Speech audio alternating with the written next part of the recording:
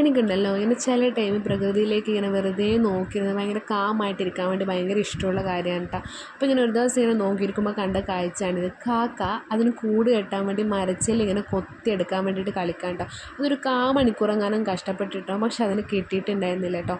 കണ്ടിട്ട് സങ്കടവും സന്തോഷവും ഒക്കെ തോന്നി. കാരണം അതിനെ സ്നേഹിക്കാനും ആരോ ഉള്ളതുകൊണ്ടാണ് അത് ഈ കൂട് കെട്ടാൻ വേണ്ടിയിട്ട് അത് വന്നിട്ടുള്ളത്. അതിപ്പം മനുഷ്യന്മാരുടെ കാര്യത്തിലായാലും അങ്ങനെ തന്നെയല്ലേ. നമുക്ക് ഇനിയും ജീവിക്കണോ എന്ന് നമ്മളെ സ്നേഹിക്കുന്നവരുടെ കൂടെ ഇനിയും സന്തോഷത്തോടെ ജീവിക്കണമെന്ന് തോന്നുമ്പോഴേ നമ്മൾ പല വഴിയും തേടി പോകുന്നത്.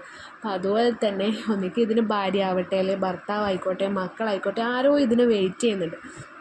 ഇത് വേണേൽ വാക്ക് കൊടുത്തിട്ടുണ്ടാവും, നിങ്ങൾ കുറച്ച് സമയം ഇടയിടെ ഞാൻ കൂട് കെട്ടാൻ വേണ്ടിയിട്ട് കുറച്ച് ചില്ലെടുത്തിട്ട് വരാം.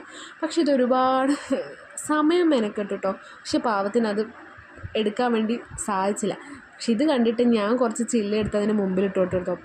അത് വിചാരിച്ച് ഞാനതെടുത്ത് എറിയാനെങ്ങാനും പോകുന്നത്